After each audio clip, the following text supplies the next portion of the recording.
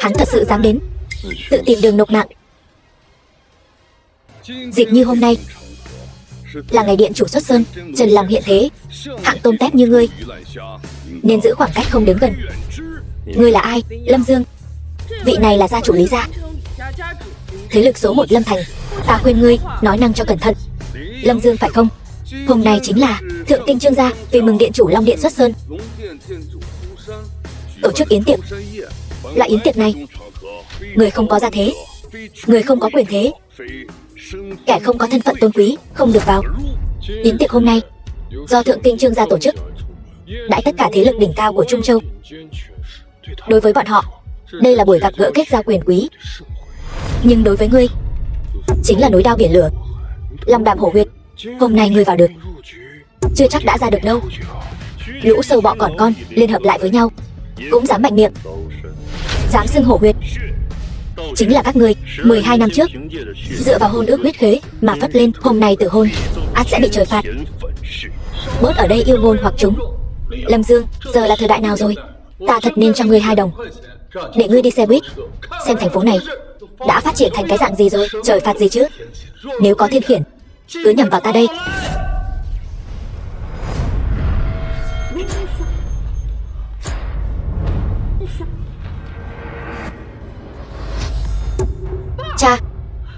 Cha làm sao vậy? Lão bằng hữu, Lâm Dương là ngươi giở trò quỷ, vi phạm hôn ước huyết khế.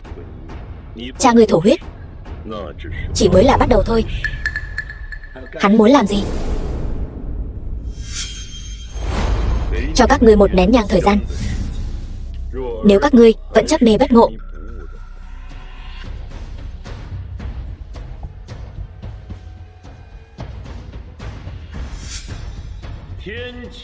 thiên khiển giáng xuống, trời đất không dung.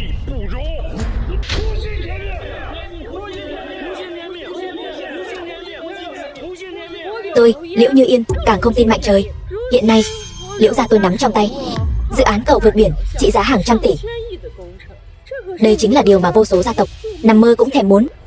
Nếu thật sự có mạnh trời này, mạnh trời cũng đứng về phía Liễu gia tôi. Người đâu? Liễu Như Yên, trong tay cô bây giờ là mạng sống của toàn bộ người Liễu gia các cô. Tôi khuyên cô nên nắm chặt lấy, vô phương cứu chữa.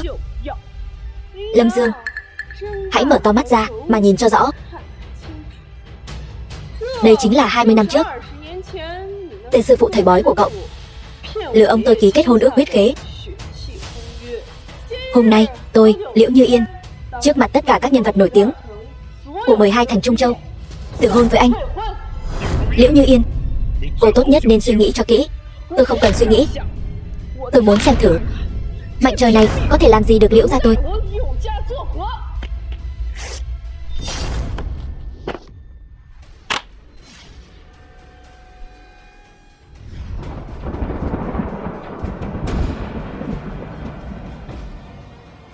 Trời giúp ta rồi. Dừng tay.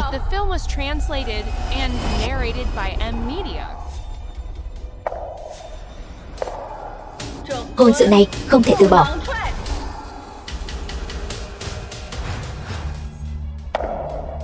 Thành nhờ giữ chữ tín, cuối cùng bại do bội nghĩa.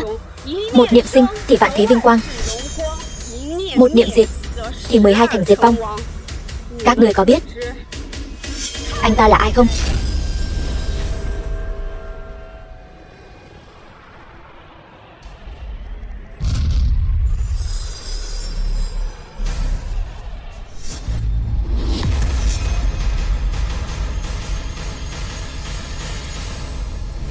Liễu Uyển Du, cô đang nói bậy bạ gì vậy?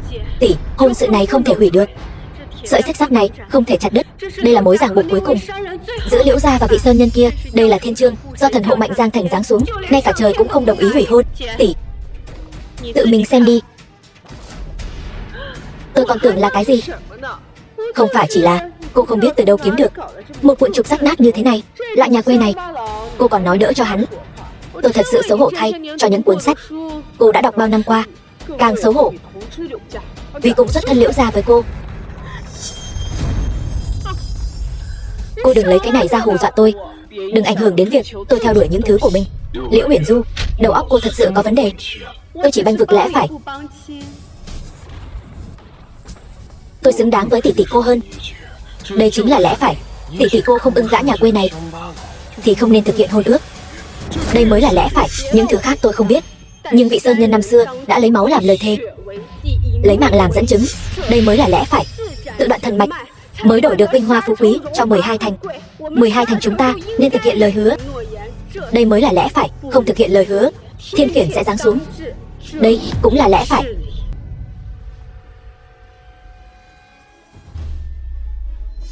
Không được. Có gì không được? Tương lai của ta, Liễu Như Yên, nắm giữ trong tay ta.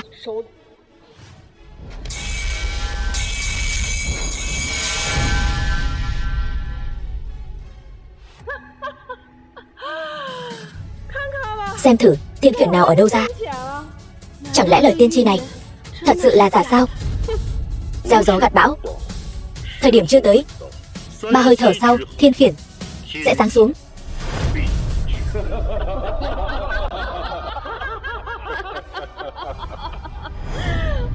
Tỷ, cánh tay của tỷ. Chuyện gì thế này? Ngay cả lời khuyên của thần linh mà nhà họ Liễu chúng ta vẫn luôn thờ phụng, tỷ cũng không nghe sao? Thiên đạo luân hồi, thiện ác có báo. Trời muốn mưa, gái muốn gả chồng. Đây chẳng qua chỉ là một chút ban phát nhỏ thôi. Cô tưởng ta sẽ bận tâm sao? Liễu Uyển Du, cô chắc là đi du học, đọc sách đến ngốc rồi phải không? Chuyện mê tín dị đoan như vậy mà cô cũng tin. Tỷ, lão Liễu này, ông xem con gái ngốc của ông kia, rõ ràng là đọc sách nhiều quá rồi. Chỉ là một chút tổn thương da thôi mà, chỉ ảnh hưởng một chút đến thẩm mỹ, cứ tìm đại một bệnh viện là xong thôi mà. Đây, công trường Liễu gia. The film was translated and narrated by M Media. Sao trời lại sớm thế này? Dự báo thời tiết đâu có nói hôm nay mưa đâu. Có chuyện gì đâu, chẳng qua là để thằng nhóc đó gặp may thôi. Vừa đúng vào mùa mưa, chỉ là trùng hợp thôi. Mọi người chắc không tin thật chứ? Thằng nhóc này có thể hô mưa gọi gió. Nếu như nhóc con thật sự có thể hô mưa gọi gió, ta quỳ xuống dập đầu cho ngươi 100 cái. Hô mưa gọi gió hơi khó, nhưng đối với ta mà nói không phải là chuyện khó. Nhóc con, ngươi đúng là đồ thần kinh. Vừa rồi nói sẽ bỏ hôn ước sẽ bị trời phạt, bây giờ lại nói gì mà hô mưa gọi gió? Ngươi thật sự nghĩ muốn làm gì thì làm sao? Lâm Dương, ngươi thật sự làm mới lại nhận thức của ta về một người. Đến lúc này rồi vẫn còn giả thần giả quỷ ở đây. Chẳng lẽ tưởng chúng ta ở đây đều là kẻ ngốc sao? Mọi người vừa rồi đều đã thấy Liễu Như Yên, Liễu tiểu thư đã hủy bỏ hôn ước 20 năm trước rồi. Kết quả là chẳng có chuyện gì xảy ra cả. Đúng vậy, Liễu tiểu thư sẽ hôn thư rồi, cũng chẳng có chuyện gì. Chúng ta cần gì phải lo lắng chứ? Ta đã nói rồi, cái gì mà hôn thư huyết khế chứ? Chính là lão thần côn đó đang lừa gạt chúng ta. Càng đáng thương hơn là 12 nhà Trung Châu chúng ta lúc đó lại còn tin tưởng, còn vì thế mà tuân thủ đến tận 20 năm trời. Đúng vậy, hôn ước này vốn dĩ là mê tín phong kiến. Lúc trước là chúng ta mù quáng mới đồng ý, đáng lẽ nên hủy bỏ từ lâu rồi.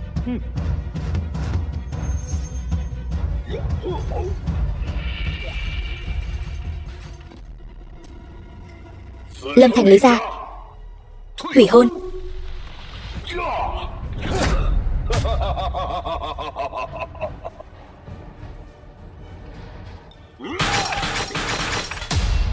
Tuyên Thành, Triệu gia hủy hôn. The film was translated and narrated by M Media. Mão Thành Vương gia hủy hôn. Thần Thành Cố gia hủy hôn. Dần Thành Hồ gia hủy hôn. An Thành Bàng gia hủy hôn.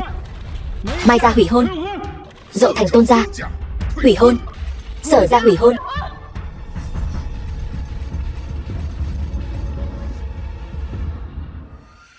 Lâm Dương, thấy chưa? Trung Châu thập nhị gia đã toàn bộ hủy hôn ước. Từ nay về sau, ngươi không chỉ hôn ước bị hủy, mà còn trở thành chuột chạy qua đường. Ở Trung Châu, ai ai cũng muốn đánh tượng thần gãy nát này, dựng ở đây bao nhiêu năm rồi. Người đâu? Đập nát nó cho ta. Tỷ tỷ, Tỷ đừng sai lầm nữa. Sai lầm gì chứ? Tượng thần này vốn là do thập nhị thành cùng nhau xây dựng. 3 phút. Đến nước này rồi mà còn giả vờ. Đừng nói 3 phút, ta cho ngươi tận 3 năm. Ngươi cũng không thể lật ngược tình thế. Ngươi bây giờ quỳ xuống cầu xin, hôm nay có lẽ còn một đường sống. Nếu không, chỉ bằng việc ngươi hôm nay dám xúc phạm đến Trung Châu thập nhị đại gia tộc, ngươi tuyệt đối không thể sống sót.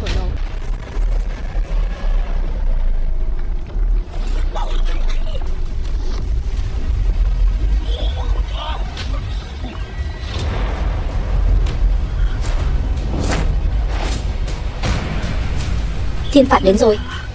Nhà họ Liễu tiêu rồi. Gia chủ Liễu, xin hãy nén bi thương. Ba, Liễu lão gia vừa rồi vẫn còn khỏe mạnh, sao đột nhiên lại? Phải đó. Hơn nữa, thời gian đếm ngược của thằng nhóc này trùng khớp. Chẳng lẽ thật sự có thiên phạt? Không biết nữa. Cái này thật tà môn. Đây là thiên phạt mà cậu nói sao? Khiến cha tôi phải trả giá bằng mạng sống. Ông nghĩ hay lắm. Chỉ một cái mạng thôi, chẳng đáng là món khai vị. Ý cậu là sao? Đền mạng cha tôi vẫn chưa đủ sao? Chưa đủ. Huyết khế hôn ước là do sư phụ tôi thật sự tự chặt thần mạch, dùng sức mạnh vô thượng của thần mạch để nghịch thiên cải mệnh cho 12 gia tộc các người. Liễu lão gia sớm đã nên tuyệt mệnh. Đây là sư phụ tôi đã nối lại mạng sống cho ông ta. Bây giờ các người lại hủy hôn ước. Chính các người đã tự tay hại ông ta. Liễu thúc, đừng nghe hắn nói bậy. Sao có thể là thiên phạt được? Liễu lão gia vốn dĩ bệnh nặng quấn thân, hôn mê 10 năm mới tỉnh lại, lại bị hắn kích động, cho nên mới ra nông nỗi này. Cha, con cũng nghĩ vậy. Ông nội vốn đã yếu, thêm vào đó lại bị cái thứ thiên phạt này dọa cho nên mới bất ức, đột nhiên nôn ra máu mà mất mạng. Tuyệt đối không thể là thiên phạt gì đó. Liễu Như Yên, sự cố chấp của cô sẽ hại nhiều người hơn. Mê tín sẽ hại nhiều người mất mạng hơn. 30 giây.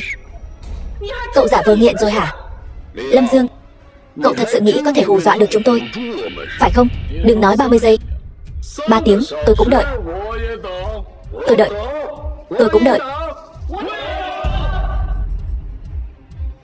30 giây sẽ đến rất nhanh thôi. Tôi muốn xem. Chỉ là hủy hôn thôi mà. Trời cao, còn có thể nổi giận sao? Ngươi lập tức sẽ thấy. 5 4 3 2 1.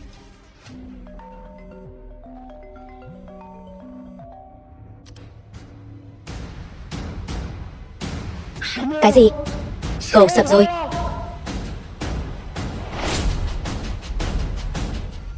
Nhanh, nghĩ hết mọi cách giữ cho cầu đừng sập. Tuyệt đối không thể để cầu Vân Hải bị sập. Cầu Vân Hải là dự án mà nhà họ Liễu tôi đã đầu tư tất cả vốn liếng. Tuyệt đối không thể có chuyện gì. Ông trời phù hộ. Cha, có chuyện gì vậy? Dự án cầu vượt biển xuất hiện vết nứt trên cầu. Cái gì? Cầu sắp sập rồi.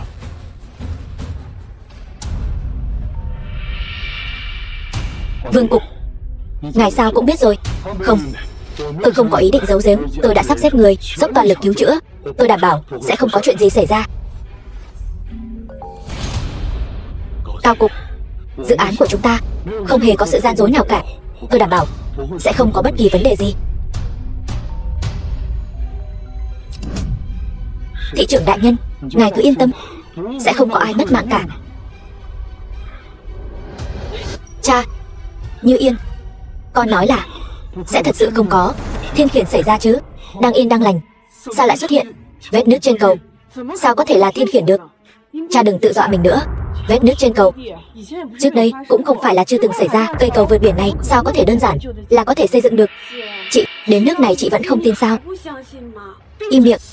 Vết nứt trên cầu không có nghĩa là cầu nhất định sẽ sập.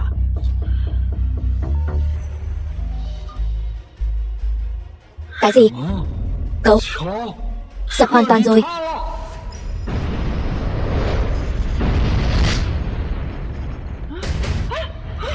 Ba, dự án cầu vượt biển tiêu rồi. Ba, nhà họ Liễu chúng ta cũng tiêu rồi. Ba, sao rồi? Như Yên, cầu Vân Hải sập rồi. Dự án này gần như đã đầu tư toàn bộ vốn liếng của nhà họ Liễu, giờ tiêu rồi. Trời ơi, dự án cầu vượt biển của nhà họ Liễu vậy mà sập rồi. Đây là dự án trăm tỷ đó, nhà họ Liễu tiêu rồi. Dự án trăm tỷ như vậy, chỉ riêng tiền nhà họ Liễu ứng trước cũng đã lên đến hàng chục tỷ. Bây giờ tất cả đều hóa thành cho bụi. Điều này còn chưa tính đến sự thất bại của dự án, phải gánh chịu trách nhiệm pháp lý. Với dự án lớn cấp độ này, một khi thất bại, tất cả mọi người trong nhà họ Liễu đều sẽ gặp đại họa. Đúng vậy. Chẳng lẽ nhà họ Liễu chúng ta bị trời phạt sao? Cha, cuộc hôn nhân này thật không nên hủy bỏ.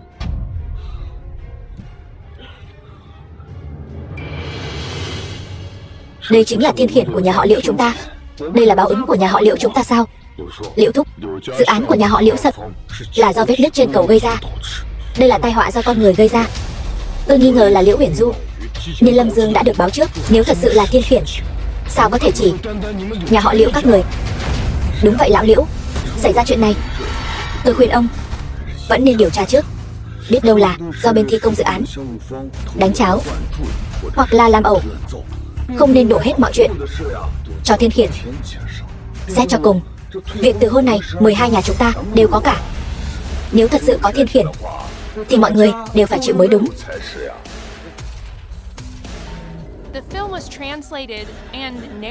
Alo, có chuyện gì? Đang bận đây, Lý Tổng, không ổn rồi. Kho hậu cần của chúng ta bị cháy rồi. Cái gì bị cháy? Kho nào vậy? Tất cả các kho đều bị cháy. Cái gì? Tất cả các kho đều bị cháy rồi.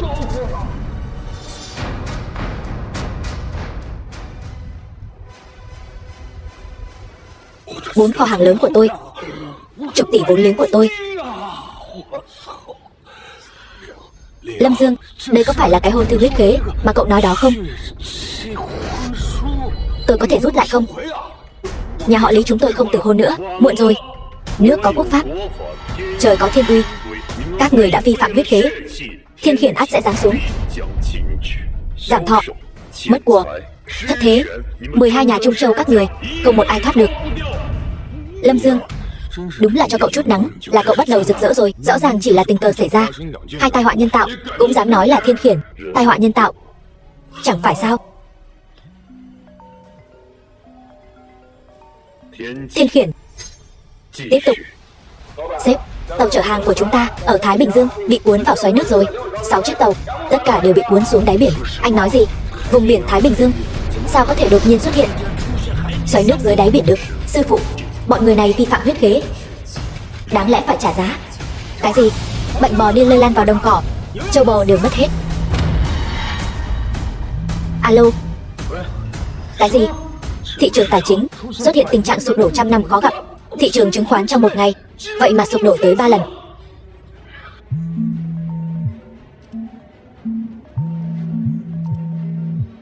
Cái này. Cái gì?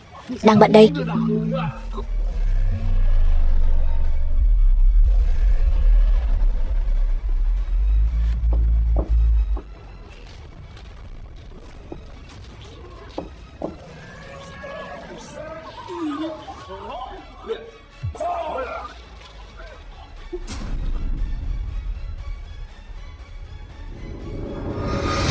Rốt cuộc là chuyện gì đang xảy ra?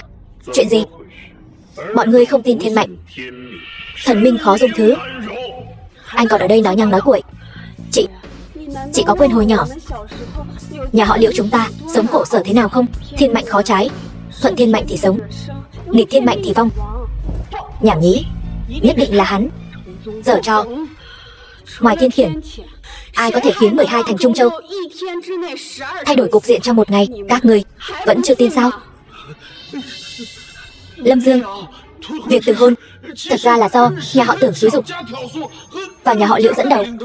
Ý tôi ban đầu thật sự là không muốn từ hôn, có thể ra tay giúp đỡ, giúp nhà họ Vương ta hóa giải thiên kiếp không? Tuy 12 đại gia tộc chúng ta gặp phải kiếp nạn này, nguyên khí đại thương, nhưng chúng ta có 20 năm tích lũy, không phải là con cừu non để ngươi tùy tiện bắt nạt. Đúng vậy, Lâm Dương, Trước đây là chúng ta đã đánh giá thấp ngươi, cũng đánh giá thấp huyết khế này. Bây giờ xin nhận lỗi với ngươi. Thiên Khiển cũng đều gánh chịu. Ngươi đừng dồn ép chúng ta đến đường cùng. Hãy hóa giải Thiên Khiển cho chúng ta. Nếu không, 12 nhà Trung Châu chúng ta sẽ không tiếc cùng ngươi cá mất lưới rách. Nếu chúng ta chỉ có con đường bỏ mạng, vậy thì chúng ta cũng nhất định sẽ không để ngươi yên ổn. Các ngươi đang uy hiếp ta sao? Tiểu tử, chúng ta không phải đang uy hiếp ngươi. Ta thấy Lâm Dương ngươi còn trẻ, còn có tương lai rất dài. Chúng ta mỗi bên nhường một bước, trời cao biển rộng. Cho chúng ta một con đường sống, cũng là cho chính mình một con đường sống. Lũ sâu bọ các ngươi, ai cho các ngươi lá gan dám nói với ta mỗi bên nhường một bước, trời cao biển rộng? Lâm Dương, ta hỏi ngươi lần cuối, thật sự không cho chúng ta đường sống sao? Đường sống? Ta đã từng cho các ngươi đường sống, là các ngươi không biết trân trọng.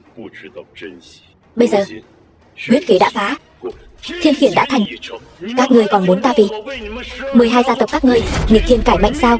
Các ngươi xứng sao? Lâm Dương, ngươi chẳng qua chỉ là một tên thầy bói. Cho dù ngươi đoán đúng định mệnh của 12 gia tộc chúng ta, vẫn là một thầy bói. Ngươi bây giờ lập tức cho 12 gia tộc giải trừ Thiên Khiển. Nếu không, 12 gia tộc chúng ta sinh tử vùng lên. Ngươi tuyệt đối không có đường sống. Quả báo ngày nay, nhân gieo ngày xưa. Thiên Khiển này không giải được. Còn đường sống của Lâm Dương ta đang đứng.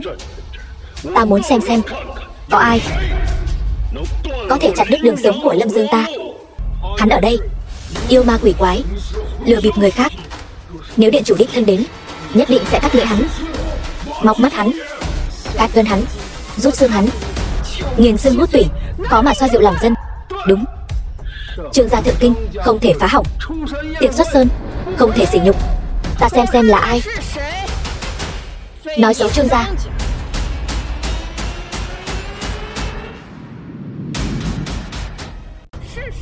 Là ai dám ở đây nói xấu Trương gia ta, nói xấu người đàn ông của Trương Vãn Ninh ta? Ngươi là dì nhỏ bảo ngươi đi xem mắt với ta. Ngươi chạy đi đâu rồi? Xem mắt sao? Nhầm rồi, vì ngươi bỏ xem mắt. Nhưng đàn ông của ta, Trương Vãn Ninh, ai cũng không cướp được. Lâm Dương, còn tưởng có người nào có thể cứu ngươi chứ? Kết quả lại đến một loại đàn bà đói khát, còn nói ra loại lời không biết liêm sỉ này. Nhận một tên quê mùa làm chồng. Ta thấy loại đàn bà như ngươi chính là loại thân phận hèn hạ, địa vị thấp kém, công việc ti tiện, tầm nhìn hạn hẹp. Ngươi nói gì? Ta nói ngươi không biết liêm sỉ. Ta nói ngươi thân phận hèn hạ, địa vị thấp kém, công việc ti tiện, tầm nhìn hạn hẹp. Ta nói ngươi và hắn giả tạo. Từ khi vào bữa tiệc này, không biết đã kéo thấp đẳng cấp bữa tiệc này xuống bao nhiêu bậc. Theo lời ngươi nói, thân phận ngươi không tầm thường, địa vị ngạo thị quần hùng, công việc lại còn đàng hoàng, tầm nhìn rộng mở. Đó là điều đương nhiên. Liễu gia ở mảnh đất nhỏ bé Trung Châu cũng coi như là cục phân chuột, có chút chỗ đứng. Tuy nhiên, Liễu gia những năm này chỉ lo kiếm tiền, lại không dạy ngươi nên làm người ra sao. Không dạy ngươi kiêu căng thì thiệt hại, khiêm tốn thì có lợi. Không dạy ngươi khi đối mặt với thân phận địa vị cao hơn ngươi rất nhiều thì nên cúi đầu mà nói chuyện. Nếu ngươi không biết nói chuyện, ta có thể sai người cắt lưỡi ngươi. Chỉ bằng ngươi. Ngươi nhìn bề ngoài ra dáng người ăn mặc chỉnh tề đoan trang, nhưng trên thế giới này, thứ một người phụ nữ cần chưa bao giờ là dung nhan dễ tàn phai, mà là một quyền lực, một chỗ dựa, một người có thể đối mặt với sự xô đẩy của dòng thời đại, một người đàn ông thẳng lưng, có quyền có thế. Ý ngươi là hắn chính là người đàn ông đó. Ngươi thấy hắn thế nào? Dung mạo tầm thường, xấu như lợn. Dung mạo chỉ là bề ngoài, quyền thế mới là lớp áo khoác thật sự của đàn ông. Dựa vào việc Tưởng Hạo Kiệt ta là nam nhân của Trương đại tiểu thư thượng kinh, hôm nay nhà họ Trương mở tiệc, ta có thể đè bẹp ngươi trăm lần. Sao ta lại không biết cô ấy còn có nam nhân như ngươi? Ngươi là cái thá gì mà cũng xứng biết chuyện của Trương đại tiểu thư? Ta thấy ánh mắt chọn đàn ông của ngươi, cho dù ở thượng kinh nhà họ Trương, cũng chỉ là đồ bỏ đi. Ta đoán ngươi chỉ là tên tiểu tốt được phái đến từ Thượng Kinh nhà họ Trương, không ngại nói cho ngươi biết. Tưởng ra ta ở Thượng Kinh chính là người được sủng ái trước mặt Trương gia. Ta khuyên ngươi đừng nên xen vào việc của người khác, nếu không đợi đến khi Trương đại tiểu thư trách tội xuống, ta e là ngươi không gánh nổi đâu. Vậy sao? Ta sợ quá đi. Bây giờ sợ còn kịp. Cút ra ngoài ngay.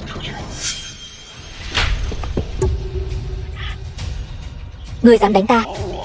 Đánh thì đã đánh, chẳng lẽ còn phải chọn ngày sao? Ngươi dám đánh Tưởng thiếu gia? Ngươi chán sống rồi, có người không? Ta xem ai dám động thủ. Tiểu thư nhà ta chính là người phụ trách bữa tiệc này, Trương Vãn Ninh, đại tiểu thư của Trương gia Thượng Kinh. Cái gì? Cô ta là đại tiểu thư Trương gia? Người đứng đầu tập đoàn Vạn Tỷ, thật hay giả vậy? Cô ta lại là Trương Vãn Ninh sao? Không thể nào, cô ta tuyệt đối không thể là Trương Vãn Ninh. Lâm Dương, bây giờ cậu giỏi lắm nhỉ? Cậu dám thuê diễn viên sao? Lại còn dám mạo danh đại tiểu thư Trương gia? Sao không nói gì? Cậu tưởng cậu không nói gì thì chuyện hôm nay coi như xong sao? Tôi nói cho cậu biết, hôm nay cậu tiêu đời rồi. Yến tiệc hôm nay là yến tiệc Long Vương xuất sơn. Long ngẩng đầu, há có thể dung thứ cho lũ tiểu nhân các ngươi ở đây hồ đồ tác quái. Các ngươi cứ đợi đấy.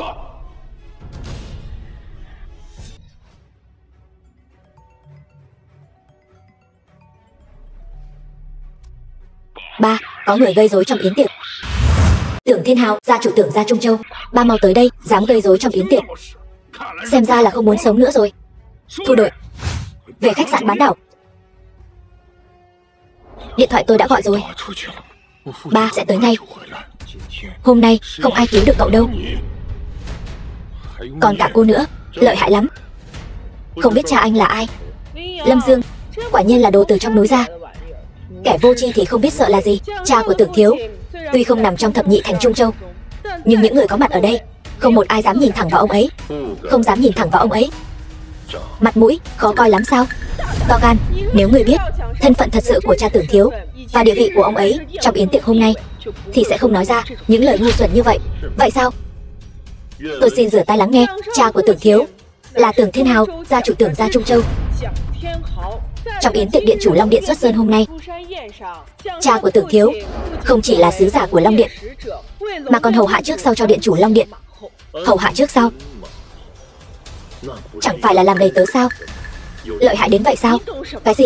Trên đời này không phải ai cũng có tư cách phục vụ Long Vương. Đúng vậy, kẻ phục vụ sâu bọ là kẻ hạ lưu ti tiện. Kẻ phục vụ Long Vương là kẻ tôn quý vô thượng.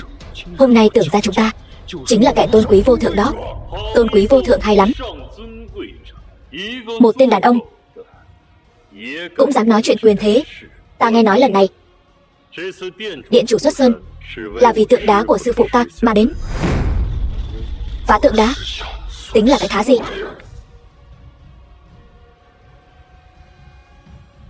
Tưởng Hạo Kiệt, không được đụng vào. Đây không phải là một pho tượng đá bình thường. Đây là sư phụ của Lâm Dương, là thánh vật. Thánh vật? Hai người các ngươi đến giờ vẫn còn ở đó nói nhăng nói cuội. Hôm nay ta sẽ đập nát pho tượng của tên thần côn này và trần bộ mặt giả dối của các ngươi. Tưởng Hạo Kiệt, ngươi chán sống.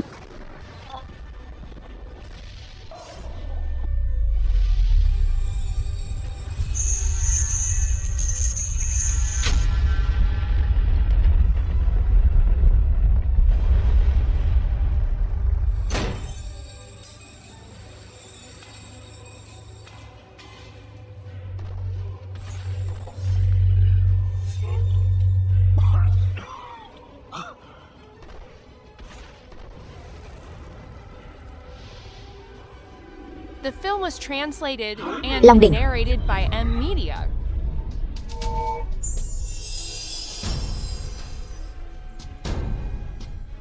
Sư phụ, không ngờ người lại để thần Long đỉnh ở chỗ này.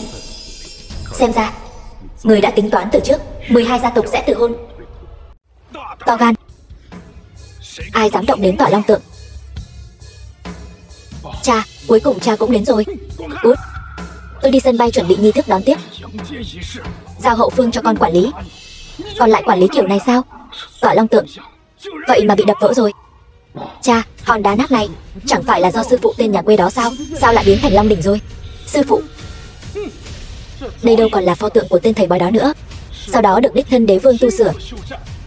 Bên trong cất giấu Long đỉnh. Tượng đá chấn thần mạch, đế vương Tàng Long đỉnh. Đây chính là Tỏa Long tượng. Được đế vương đích thân tu sửa, quả thật xứng đáng gọi là Tỏa Long tượng. Ai đập vỡ cái này? Không phải tôi, là hắn. Là tên phế vật này đập vỡ. Ngươi có biết tội không? Biết tội? Mắt nào của ngươi? Thấy ta đập vỡ? Câm miệng. Ngươi mau bỏ lại đây. Quỳ trước mặt ta. Ta có thể tha thứ cho ngươi. Nếu không, hôm nay ngươi sẽ không có kết cục tốt đẹp đâu. Nói nhảm, rõ ràng không phải Lâm Dương đập vỡ. Các ngươi đổi trắng thay đen. Cho dù ta đổi trắng thay đen thì ngươi làm gì được ta? Trật tự hội trường này vốn là do Tưởng gia ta quy định. Hôm nay ta nói ai đập vỡ, chính là kẻ đó đập vỡ. Các ngươi nói xem, Tỏa Long tượng này là do ai đập vỡ? Lâm Dương. Các ngươi, đây là cái gì? Đây là cường quyền, là tên nhà quê ngươi. Dù có đạo hạnh cao thâm, bỏ cả đời cũng không có được thứ này. Cường quyền hay lắm. Ta thấy ngươi chưa bao giờ biết thế nào mới là cường quyền thực sự. Cường quyền nên lấy từ dân, dùng cho dân. Nói nhảm nhiều thế làm gì? Còn không mau quỳ xuống. Nghe thấy không, Lâm Dương, mau quỳ xuống. Tỏa Long tượng này ta tận mắt thấy, chính là ngươi đập vỡ. Ngươi, Lâm Dương, đừng chối cãi nữa. Mau quỳ xuống. Quỳ xuống.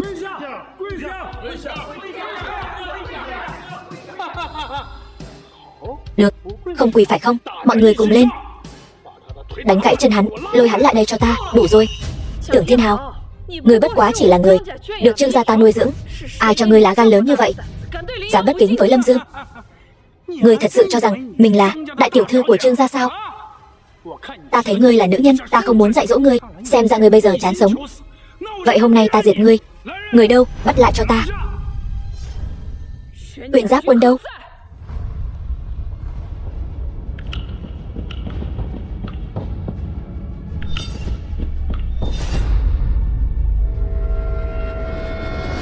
Tìm đâu ra đám diễn viên này vậy? Chuẩn bị cũng khá đầy đủ đấy. Còn tiện nhân, hôm nay ta sẽ cho người biết, ở Trung Châu, Tưởng gia ta chính là trời. Duy chỉ có người thượng kinh mới đáng để ta cúi đầu. Vỏn vẹn vài diễn viên, ta còn chẳng để vào mắt. Còn câm miệng. Đây đúng là lệnh bài của Trương gia thượng kinh. Cô ấy thật sự là đại tiểu thư Trương gia, Trương Vãn Ninh. Cha già lú lẫn rồi. Còn câm miệng cho ta. Đại tiểu thư, tôi không biết ngài đích thân đến. Xin ngài hãy tha cho con trai tôi. Tôi xin thay con trai chuộc tội.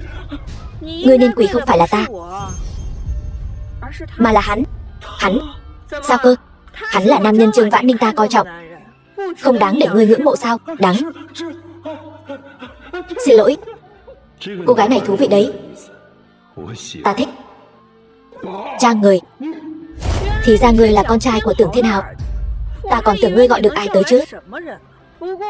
Hóa ra chỉ là một tên đầy tớ. Ngươi, đừng ngươi nữa. Qua đây. Không qua phải không? Được, vậy ta qua đó. Ngươi muốn làm gì? Ta muốn làm gì? Lát nữa ngươi sẽ biết. Người đâu? Bắt hắn lại cho ta.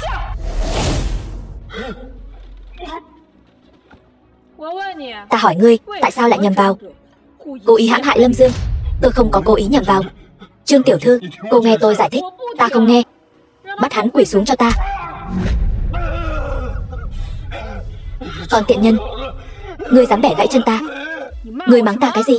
Còn tiện nhân, con câm miệng cho ta. Đồ nghịch tử. Muộn rồi. Đại hạ, tứ vực, bát hoang, thập bát quận, chưa có ai dám mắng Trương Vãn Ninh ta. Kể cả hoàng tộc thượng kinh cũng chưa từng. Mà hôm nay, ở cái Trung Châu nhỏ bé này, ta lại gặp phải.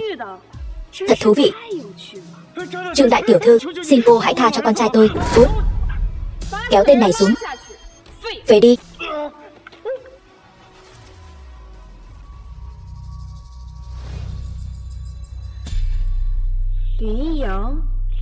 Lâm Dương, Liễu Như Yên hỉ kết lương duyên.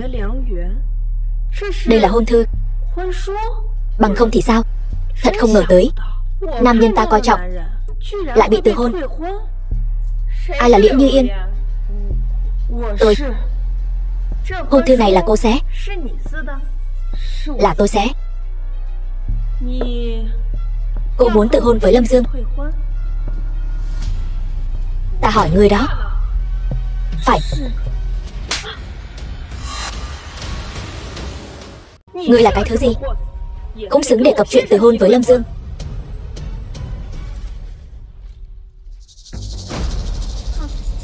Lý gia Lâm Thành, Triệu gia Tuyên Thành, Vương gia Mão Thành. Được.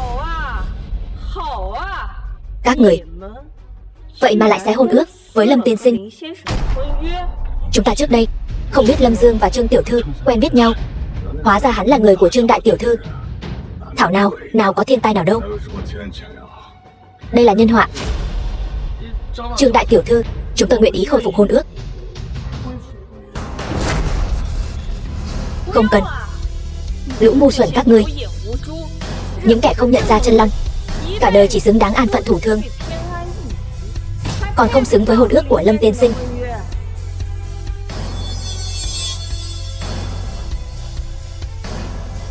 Lâm Dương, nếu các nhà đều đã từ hôn với ngươi, khách quý tặng lễ, trời giáng tường thụy. Dâng lễ.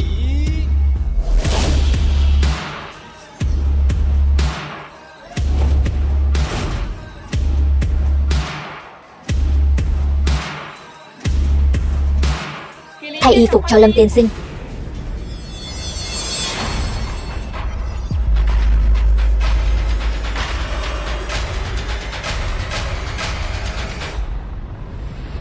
Hôm nay ta Trương Vãn Ninh, đích nữ Trương gia thượng kinh, gả cho Lâm tiên sinh, luôn bên cạnh Lâm tiên sinh. Nàng muốn gả cho ta. Đúng, ta gả cho chàng. Ta với tư cách là đích nữ Trương gia thượng kinh, có gia thế hiển hách, quyền lực tối cao. Chỉ cần chàng bằng lòng cưới ta, chàng có thể bình bộ thanh vân, một bước trở thành người đứng trên vạn người ở Long Quốc. Đến lúc đó, những người này chàng có thể tùy ý xử trí. Muốn họ sống thì sống, muốn họ trầu trời thì trầu trời.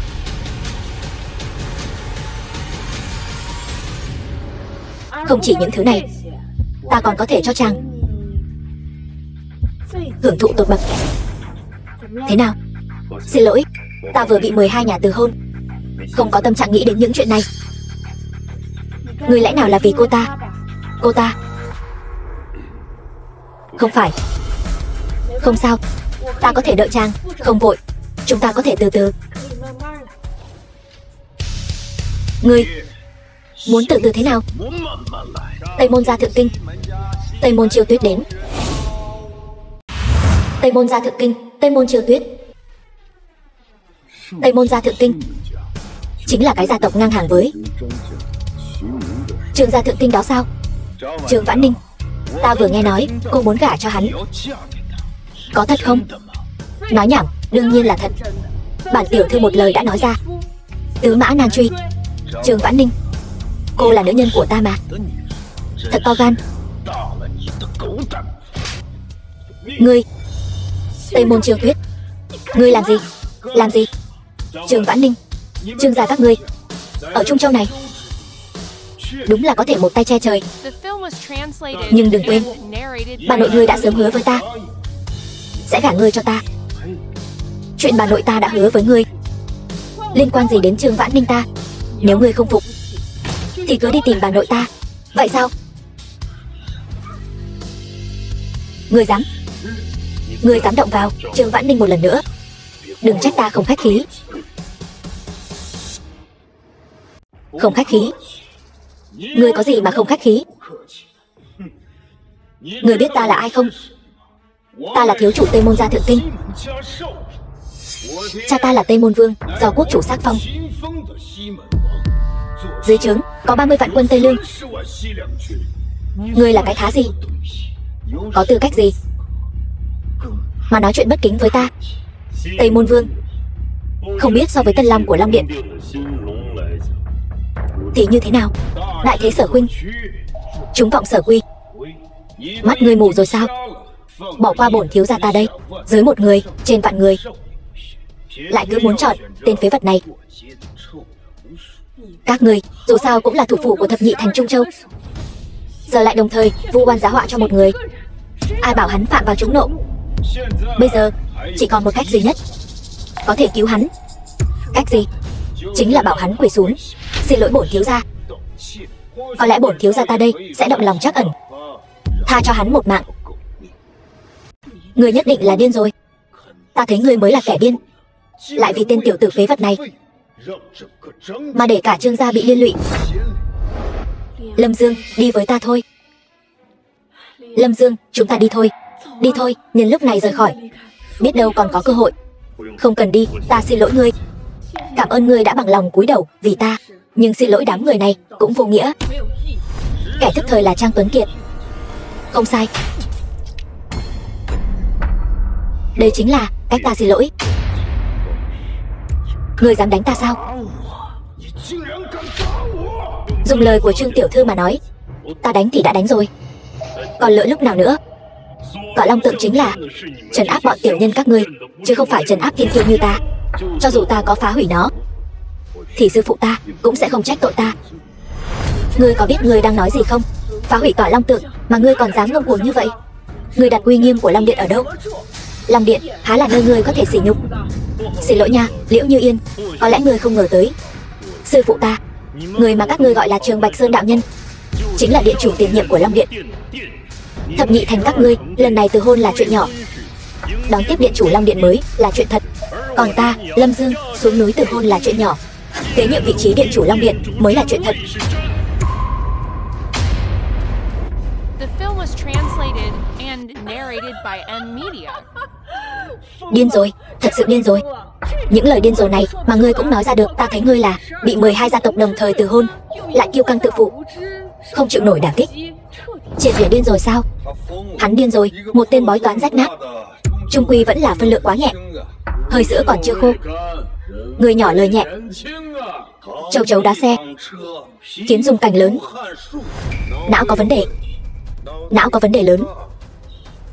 Trường Vãn Ninh, vinh dự một đời của Trương gia đều sẽ bởi vì câu nói này của hắn, muốn kế thừa ngôi vị điện chủ Long Điện, mà sụp đổ tan tành. Lâm Dương, ngươi thật sự muốn đẩy ta vào hố lửa. Ngươi không tin ta. Ngươi nói sư phụ ngươi là tiền nhiệm Long Vương, ngươi nói ngươi là đương nhiệm Long Vương. Ngươi bảo ta làm sao tin ngươi đây? Muốn cho bọn họ tin ngươi cũng không phải là không có cách. Ngươi có biện pháp gì có thể vạch trần hắn, cũng để cho muội muội ngu ngốc của ta xem thử thế nào là quyền, thế nào là thế. Bị nhân bất tài. Trong tay vừa vặn có số điện thoại của tân nhiệm Long Vương. Lâm Dương, ngươi nói ngươi là tân nhiệm Long Vương, ta gọi cuộc điện thoại liền biết là thật hay giả. Đây chính là thực lực của Tây Môn gia thượng tinh sao? Tân Long Vương còn chưa lộ diện, hắn đã có số điện thoại riêng của Tân Long Vương. Tây Môn gia quả không hổ danh là rồng của thượng kinh. Triệu gia ta bái phục, Vương gia ta cũng bái phục. Khiêm tốn. Ta vốn dĩ không muốn để lộ quan hệ này, nhưng có người chán sống muốn đâm đầu vào họng súng.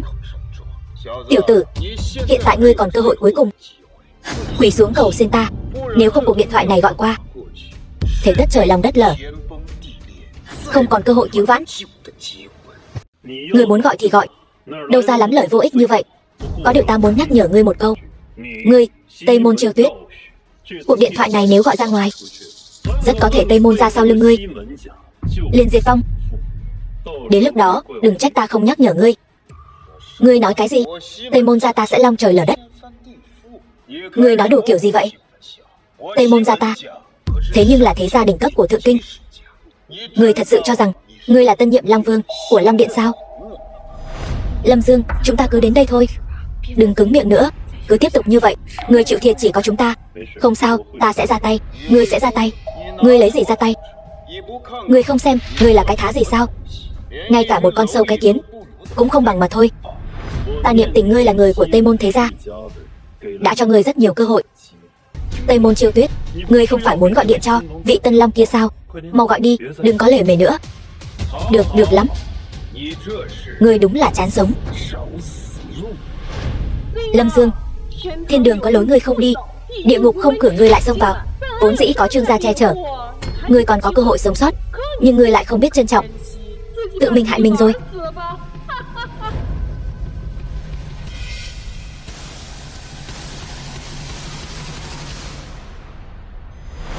Số đẹp đấy chứ, 138 đuôi 8888.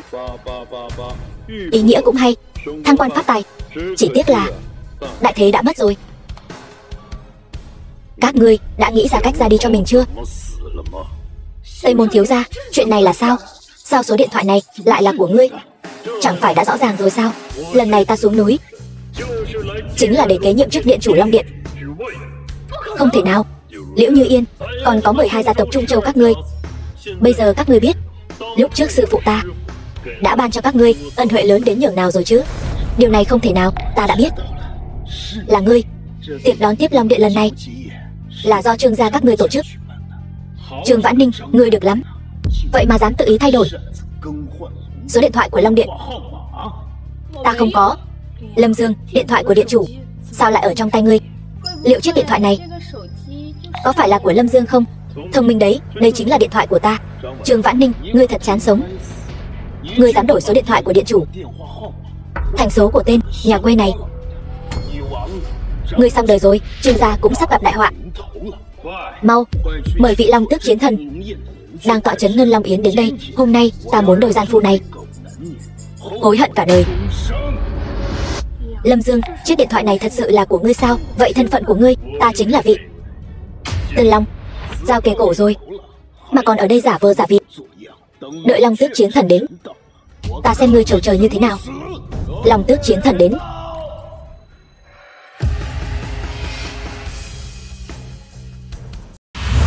Long Tước chiến thần.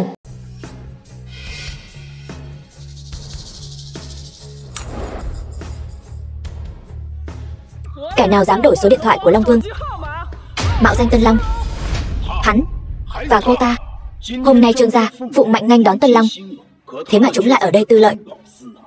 Đáng lẽ phải xử trảm. Chúng tôi không có. Nhiều người nhìn thấy thế này. Ngươi đang nói mọi người đều mù sao? Các ngươi mau nói với Long Tước chiến thần, bọn họ có hay không?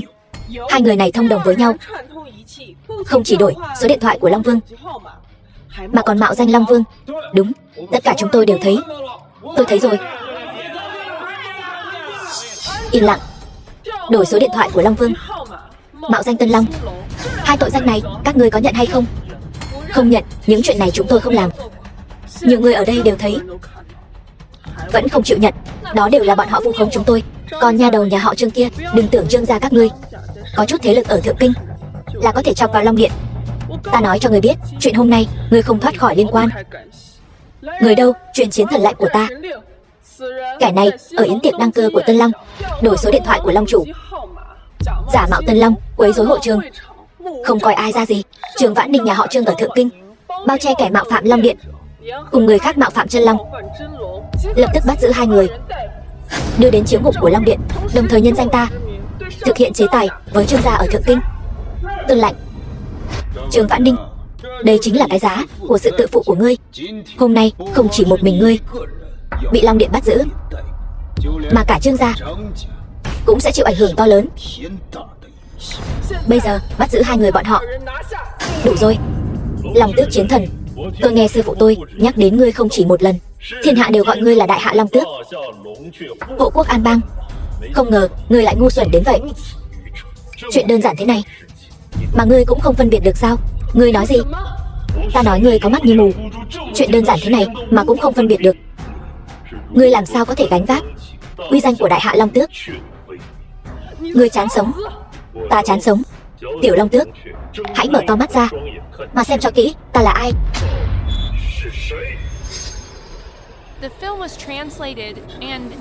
Đây là Xích Huyết Long Văn. Người rốt cuộc là ai? Xích Huyết Long Văn. Đây chính là Xích Huyết Long Văn trong truyền thuyết sao? Truyền thuyết kể rằng trên người mỗi đời Long Vương mới có Xích Huyết Long Văn. Hắn ta lại có thứ này. Sao có thể như vậy được? Ngươi sao có thể có được Xích Huyết Long Văn? Xích Huyết Long Văn này chỉ có điện chủ Long Điện mới có thể sở hữu. Ngươi là cái thá gì mà cũng xứng có Xích Huyết Long Văn? Giả, nhất định là giả. Sao ngươi lại có Xích Huyết Long Văn được? Đây chính là thứ mà các đời Long Vương của Long Điện mới có. Ta đương nhiên có, bởi vì ta chính là chính Tân Long của Ngân Long Yến hôm nay. Tân Long trong miệng các ngươi. Ngươi là Tân Long. Ngươi nói bậy, sao ngươi có thể là Tân Long được? Long Tước đại nhân, ngài ngàn vạn lần đừng tin hắn. Sao hắn ta có thể là Tân Long được? Đúng vậy, Long Tước chiến thần, hắn tuyệt đối không thể là Tân Long. Chúng ta đã điều tra lai lịch của hắn. Mời ngài xem qua. Hắn bất quá chỉ là một tên nhà quê lên núi trồng trọt. Cái gọi là sư phụ của hắn bất quá cũng chỉ là một tên thần côn. 20 năm trước, hắn đã lừa gạt thập nhị gia tộc, ký kết hôn ước với Lâm Dương. Kẻ như vậy sao có thể là Tân Long được? Theo ta thấy, cái gọi là xích huyết long văn này rất có thể là giả. Mua từ tiệm xăm hình về, dán lên thôi. Giả vờ. Đúng vậy, Long Tước Chiến Thần. Ngàn vạn lần đừng để bị tên tiểu tử này lừa gạt. Trong đầu tiểu tử này toàn quỷ kế, chỉ giỏi lừa bịp.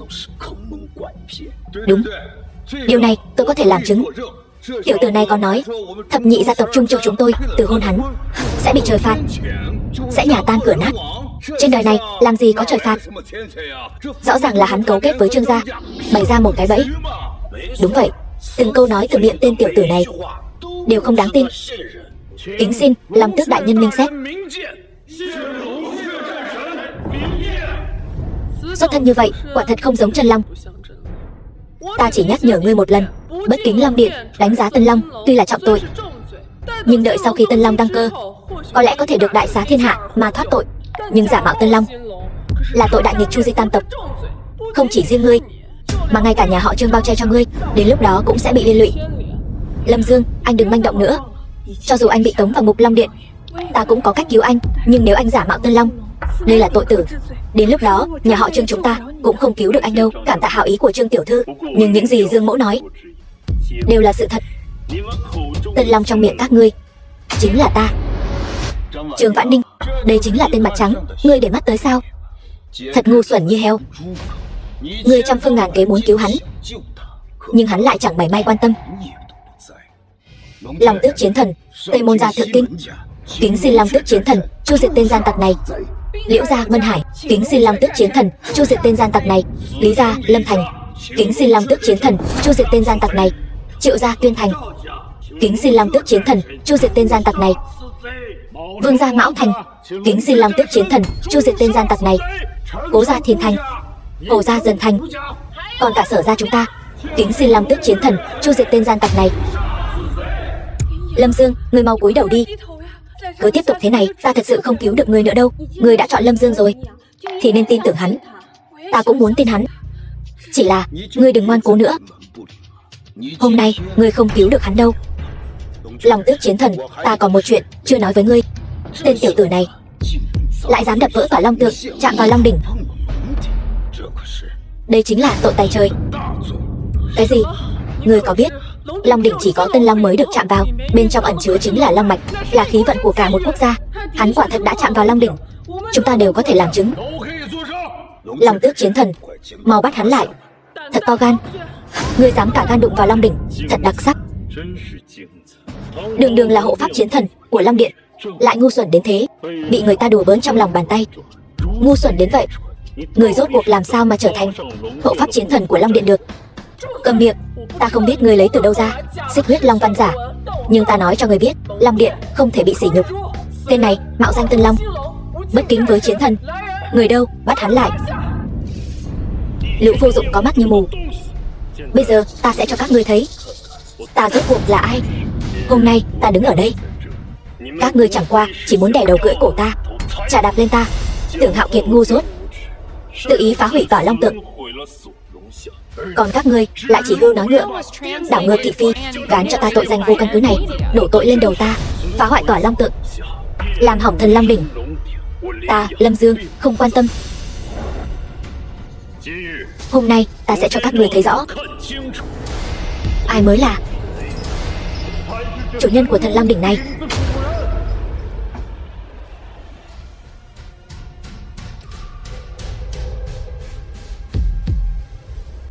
Long đỉnh nặng tựa sơn hải, chỉ có Tân Long mới nâng được. Hỏng rồi, người ăn nói ngông cuồng, đã chọc giận thần long đỉnh. Uy lực thật mạnh, thần đỉnh đã được phong ấn 20 năm, tụ thế 20 năm, này xuất thế đã phá vỡ trói buộc, đạt đến độ cao chưa từng có. Chỉ cần đến gần liền bị uy lực vạn quân đè nén, ngay cả ta cũng không thể tiến thêm một tấc.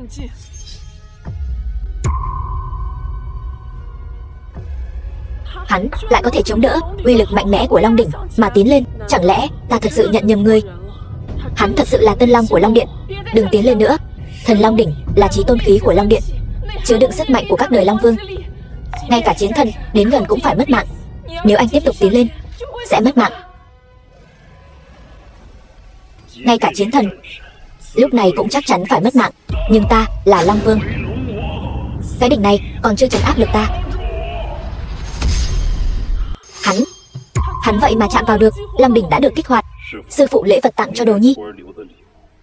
Ta nhận rồi.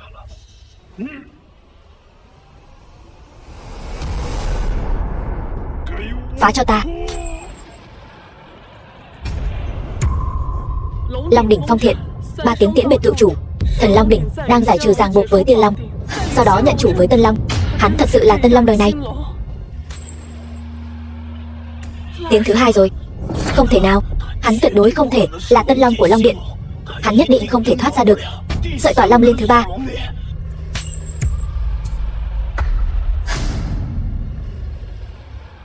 Tiếng thứ 3 rồi. Nếu Hoàng Đông Âu, Tân Long phương Đông xuất thế. Long đỉnh hiện, Hoàng quyền lạc. Thanh Nguyên Đế, quốc chủ đại hạ. 3 tiếng tiễn biệt chủ cũ. Tân Long của Long Điện.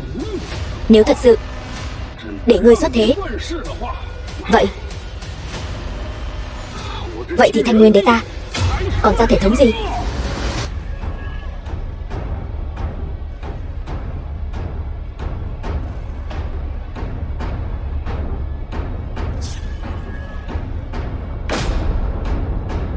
Hắn vậy mà thật sự nâng được Long đỉnh, cắt được 3 đoạn long tỏa. Long đỉnh nhận chủ. Tân Long của chúng ta xuất thế rồi. Long tước tội đáng xử trảm, bái kiến chân Long. Tân Long, ta xem mắt, vậy mà lại nhặt được Tân Long của Long Điện. Chuyện này không thể nào. Không thể nào. Điều này không thể nào. Bây giờ các ngươi đã biết hôn ước mà các ngươi đã từ bỏ là cơ hội lớn đến nhường nào rồi chứ. Bái kiến Tân Long. Hắn vậy mà thật sự là Tân Long. Hôn ước mà ta đã xé bỏ trước đây rốt cuộc là cái gì? Quả nhiên thiên khiển sắp giáng xuống. Liễu Như Yên, đều tại ngươi. Ngươi không được chôn tử tế. Lâm Dương, ta sai rồi. Lâm Dương, xin lỗi. Tất cả đều là lỗi của ta. Ngươi tha thứ cho ta đi. Nếu thập nhị gia tộc không có sự bảo hộ của hôn ước, chúng ta chẳng là cái thá gì. Xin điện chủ thứ lỗi. Xin Long chủ điện hạ thu hồi thiên khiển.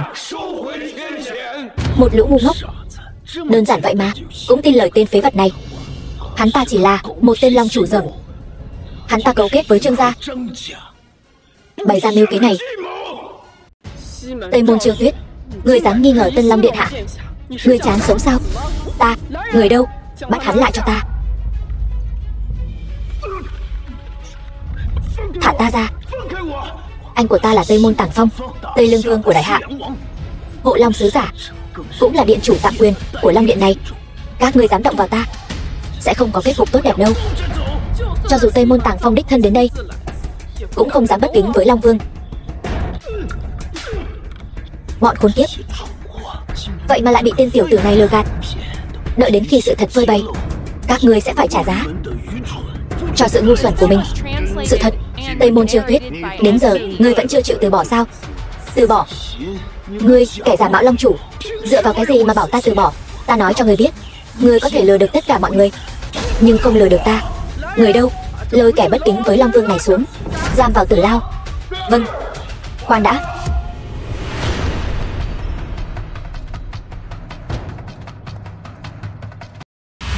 Tây Môn Tàng Phong, khoan đã. Đừng manh động.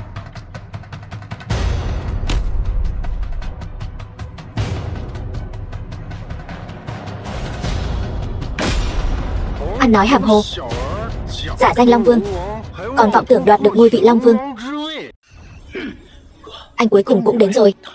Bọn chúng dám giả mạo Tân Long, mau báo cho quốc chủ trừ sát nghịch tặc này. Yên tâm, có ta ở đây, không ai có thể giả mạo Tân Long. Ngươi nói vậy là có ý gì? Có ý gì? Ngươi nói ta có ý gì? Đại hạ lập Long đỉnh. Long đỉnh chỉ có một người được chạm vào. Hôm nay là nghênh Long yến, vốn là yến tiệc nghênh đón Tân Long đăng cơ. Kết quả lại có kẻ giả mạo Tân Long, còn vọng tưởng lừa gạt đoạt được ngôi vị Long Vương. Các ngươi nói tội này đáng phạt thế nào? Đương nhiên là xử tử. Trong số các ngươi có ai quen hắn không? Tôi không quen. Không ngờ Hộ Long sứ giả cũng đích thân đến đây. Phải biết rằng Hộ Long sứ giả là thân tín của đế cung. Tôi không quen hắn. Tôi cũng không quen. Hỏi ngươi đó, Liễu Uyển Du, nếu ngươi còn chút nào biết ơn Liễu gia, lúc này đừng có nói bậy. Tôi quen. 20 năm trước, nếu ta nhớ không nhầm, Liễu gia các ngươi ở Lâm Thành chỉ là bọn khuân vác. Bây giờ nói chuyện lại ra vẻ lắm. Liễu Uyển Du, ngươi, Hộ Long sứ giả đã đến rồi, ngươi còn bênh vực hắn. Tỷ tỷ, ta nếu đã thích hắn, ta không để ý những thứ này. Ta đã nói, tỷ không gả. Ta gả. Được rồi, ta thừa nhận, Lâm Dương có uy lực động thiên khiển, nhưng hiện tại tình huống không giống nhau. Có gì không giống nhau? Hộ Long sứ giả, vương hạ thân vệ, Tây Môn gia có thiên tuần sát đao. Cho dù Lâm Dương hắn có lợi hại đến đâu, cho dù sư phụ hắn có năng lực nghịch thiên, gặp Hộ Long sứ giả cũng không thể không quỳ xuống. Ta biết ngươi muốn theo đuổi chân ái, ta không trách ngươi, nhưng Liễu gia xin ngươi giữ ngươi. Liễu gia nhiều mạng người như vậy, trong mắt ngươi đều như cỏ rác, xem ra ngươi sẽ không quỳ xuống. Lâm Dương, ta đại diện Long quốc, tự nhiên không thể quỳ bất kỳ ai, trừ phi ngươi có thế lực khuynh đảo thiên hạ. Đáng tiếc ngươi không có. Nói dễ nghe một chút, ngươi là sứ giả của Long quốc. Nói khó nghe một chút, ngươi bất quá chỉ là một con cún được Long quốc sai khiến. Ngươi làm sao biết được hai tay này của ta lại không có bản lĩnh khuynh đảo thiên hạ? Ta tự nhận cả đời biết vô số người. Ngươi nếu thật sự khuynh đảo thiên hạ, cần gì phải cùng Thập Nhị gia bàn chuyện hôn sự? Ta đến nơi này chẳng qua là vì được sư phụ nhờ vả mà thôi. Vậy cũng chỉ có thể chứng minh sư phụ của ngươi bất quá chỉ là kẻ thiền cận. Thập Nhị thành Trung Châu trong mắt ta chẳng là gì cả. Liếc mắt nhìn bọn họ nhiều hơn một cái đều là lỗi của ta. Vậy mà Thập Nhị gia ngươi lại cứ bám giết không buông. Quyền của ngươi lấy ra cho ta xem. Mạng mất rồi, tiền tiêu tan. Thiên khiển đến rồi. Đưa điện thoại cho ta. Anh làm gì vậy? Để bọn họ xem thử ta Lâm Dương có thể khuynh đảo thiên hạ hay không. Gọi cho ai cô đừng quản, cứ đưa cho ta là được.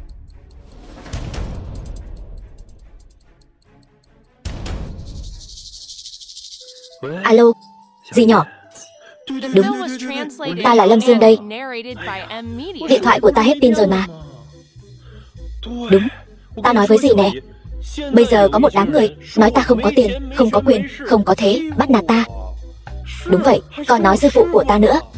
Tức quá, có phải không thể nhịn được không? Được. Được rồi dì. Dì nhỏ của ta sắp đến rồi.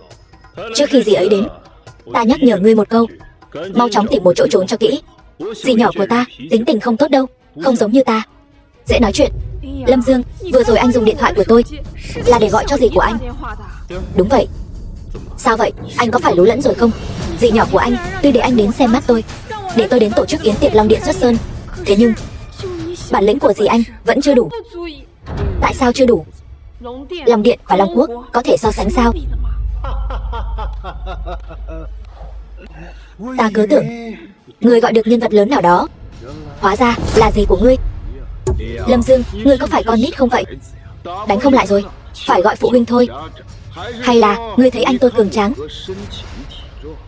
muốn anh tôi chơi đùa với dì của ngươi một chút?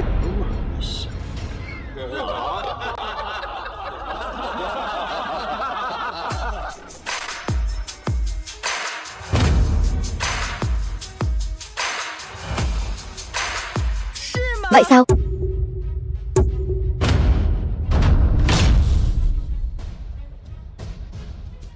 Thật sự tới rồi. Lâm Dương, người khác đều tặng vợ, anh thì khác. Anh lại tặng gì của anh? Dáng người không tệ nha. Lâm Dương, không ngờ anh còn có một người gì như vậy. Theo logic của Thượng Kinh, càng có tiền có thế, càng được bảo dưỡng tốt. Lâm Dương, người gì của cậu mà có được nhan sắc này? Không đơn giản đâu.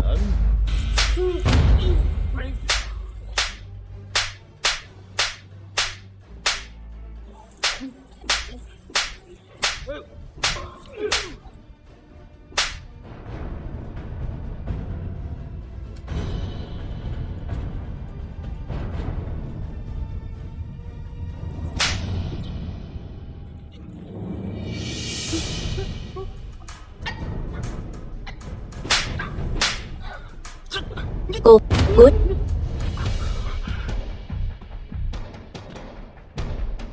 Gì? Xin lỗi. Cô bảo tôi xử lý chuyện này. Tôi không xử lý tốt. Không sao, chuyện này vốn không liên quan đến cô. Ngược lại là Lâm Dương. Chuyện còn con này mà dám tìm tôi. Gì? Đâu? Trường Vãn Ninh là vợ tôi tìm cho cậu. Vợ của cậu không biết bảo vệ. Gì quên rồi sao? Sư phụ tôi nói không cho tôi tùy tiện ra tay. Lâm Dương, đến lúc nào rồi?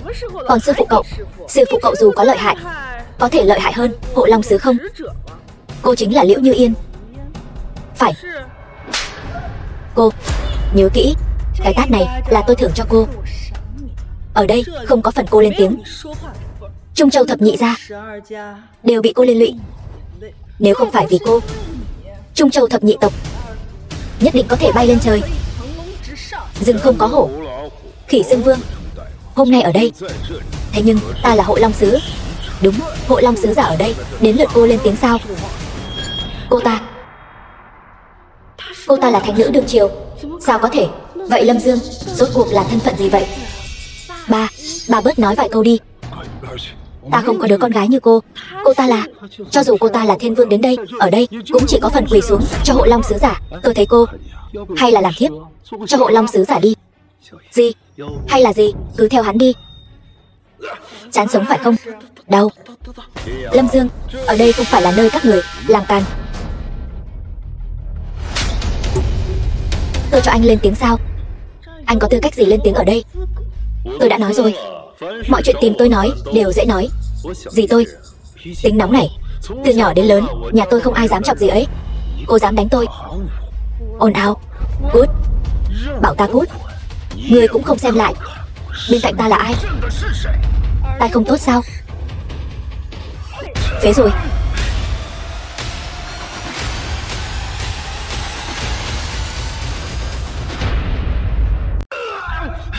Đồ điên.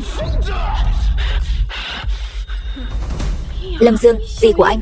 Tôi chỉ biết tính bà ấy không tốt, không ngờ lại không tốt đến vậy. Ca, con mụ điên này coi thường luật lệ Long Quốc. Bà ta đáng mất mạng.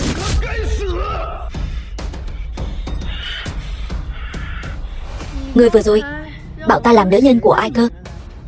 Tây Môn Chiêu Tuyết. Lần này ngươi chơi lớn rồi. Ta khuyên ngươi, tốt nhất bây giờ quỳ xuống cho dì của ta. Dì của ta nếu nghĩ thông, ngươi còn có cơ hội. Ca, tay ta bị người ta cắt rồi. Ngươi sẽ giúp ta làm chủ, đúng không? Ngươi điên cuồng thật đấy, muốn ta làm nữ nhân của ngươi. Đại nhân, không biết ta có thể xứng được không đây? Đại nhân sao không nói gì? Đại nhân là chê ta thân hình không tốt sao? Nào, đại nhân sờ thử xem. Ca, bà ta đây là đang coi thường thân phận sứ giả của ngươi, đang khiêu chiến hoàng uy. Ca, ngươi làm gì? Làm gì? Quỳ xuống. Ca, bà ta cắt tay ta rồi. Ngươi bảo ta quỳ xuống cho bà ta. Phải đó, Hộ Long Sứ giả, Tây Môn thiếu gia là đệ đệ của ngài. Ở đây có phần ngươi nói chuyện sao? Thưa Hộ Long Sứ giả, ta chỉ là quỳ xuống. Tất cả người Liễu gia quỳ xuống, nếu không châu chơi. Tất cả mọi người không nghe thấy sao? Này, Hộ Long Sứ giả làm sao vậy? Xem ra là thật rồi. Bà ta quả nhiên là thánh nữ. Nếu các người bây giờ không quỳ, lát nữa cả cơ hội quỳ cũng không có. Hộ Long Sứ giả, cho dù Lâm Dương hắn là Long Điện điện chủ, nhưng Long Điện chỉ là một tổ chức dân gian, so với Hoàng Thành chẳng là gì cả. Gì của hắn có thể tính là gì? Hộ Long Sứ giả, ngay cả thân phận của ngài cũng không muốn vì chúng ta mà lên tiếng bất bình sao? Hộ Long Sứ giả vì đại sự quốc gia, lo lắng cho thiên hạ. Hộ Long Sứ giả, nếu ngài chỉ vì nhìn chúng nữ nhân này mà bắt chúng ta toàn bộ quỳ xuống, điều này tuyệt đối không thể. Đúng, không thể, tuyệt đối không thể. Ngươi có thể thua, có thể mất mạng, nhưng tuyệt đối không thể bị đánh bại. Không thể. Ta khuyên các người tốt nhất đều quỳ xuống. Dì của ta, kể cả sư phụ ta đến, cũng phải nể mặt bà ấy vài phần. Ta khinh Hồ giả hổ uy. Ngươi chỉ là đồ nhà quê. Dì của ngươi chỉ là một người đàn bà quê mùa thôi mà. Anh, chuyện này là sao? Chẳng lẽ anh thật sự không giúp tôi nữa sao? Trả thù gì chứ? Bái kiến thánh nữ đại nhân. Cái gì? Cô ta là thánh nữ? Thánh nữ? Không thể nào. Hoàng thành tuy có 4 vị hộ long sứ giả, nhưng thánh nữ chỉ có một. Anh có nhầm lẫn gì không? Cô ta chỉ là đồ nhà quê, sao có thể là thánh nữ? Ta bảo mày quỳ xuống, khấu đầu. Thánh nữ, vừa rồi tiểu đệ có chút ồn ào, tôi đã bảo hắn im lặng rồi. Xin lỗi thánh nữ đại nhân, là ta có mắt như mù. Tham kiến thánh nữ đại nhân. Cô ấy là thánh nữ đại nhân. Thánh nữ đại nhân là tiểu nữ không biết. Không biết thì không có tội. Không biết, quả thật không có tội. Tạ ơn thánh nữ đại nhân minh giám, nhưng ta định tội cho một người, bất kể hắn có tội hay không. Chỉ cần ta không thích thì hắn có tội. Thánh nữ đại nhân, là lỗi của Liễu Như Yên, xin người hãy tha thứ cho tôi. Đạo lý hữu dụng, Long quốc cần nhiều người quản lý như vậy để làm gì? Thánh nữ đại nhân. Người đâu? Tát vào mồm. Đừng mà. Thánh nữ, tát cho đến khi nhật nguyệt đồng thiên. Vậy chẳng phải là đánh đến mất mạng? Thánh nữ đại nhân.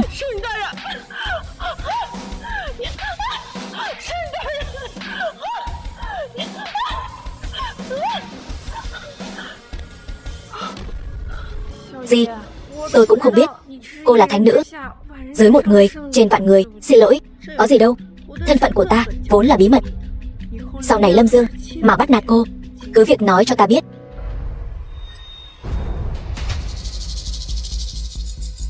Mười hai thành có được địa vị như ngày hôm nay, có thể quật khởi nhanh chóng như vậy, đều nhờ ân đức của sư phụ Lâm Dương. Năm xưa sơn nhân tự đoạn long mạch, lẽ ra các ngươi phải coi như chân bảo. Từ hôn, sao các ngươi dám làm vậy? Xin thánh nữ tha mạng. Trung Châu Lâm Thành nguyện giao ra toàn bộ tài phú quyền thế, xin thánh nữ đại nhân tha mạng. Trung Châu Tuyên Thành nguyện giao ra toàn bộ tài phú quyền thế, xin thánh nữ tha mạng. Trung Châu Mão Thành nguyện giao ra toàn bộ tài phú quyền thế, xin thánh nữ tha mạng. Trung Châu Thiền Thành nguyện giao ra toàn bộ tài phú quyền thế, xin thánh nữ tha mạng.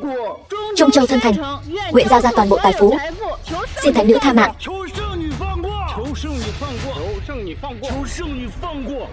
12 địa chi, xin thánh nữ tha mạng. Gì? Thánh nữ đại nhân, ngẩng đầu, dậy đi. Không tệ, tư chất hạng nhất.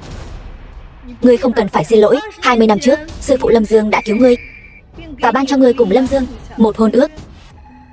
Các gia tộc khác đều ghen ghét, sợ rằng một ngày nào đó Lâm Dương sẽ cá chép hóa rồng. Còn về Liễu gia, thèm muốn hôn ước này, đã tự ý sửa đổi bát tự. Dì nói gì cơ? Dì nhỏ, dì không đùa chứ? Ta có đùa hay không? Ngươi cứ hỏi lão nhân này là rõ. Thánh nữ đại nhân, nói chí phải. Cha đang nói gì vậy? Người đính hôn với Lâm Dương vốn là Liễu Huyền Du. Là ta thấy Liễu Huyền Du là đứa ngốc, nên đã đổi bát tự thành của ngươi và nhận nuôi nó. Liễu gia chúng ta tạo nghiệt rồi. Cơ duyên trời ban lại bị ngươi chôn vùi. Thảo nào huyết kế do sư phụ ta lập, hẳn là không sai được. Thì ra Liễu Như Yên chỉ là kẻ thay thế, còn xúi dục thập nhị gia tộc từ hôn nữa chứ. Liễu Như Yên đều tại ngươi. Nếu không phải ngươi xúi dục, chúng ta sao lại từ hôn? Thì ra ta không phải là người được đính hôn. Kẻ mà ta luôn khinh thường, thân phận của hắn lại cao vời vợi. Thì ra hắn mới là người mà ta không với tới được. Ta bất chấp thiên khiển, không màng cấm kỵ, hại không chỉ mình ta mà còn những người khác.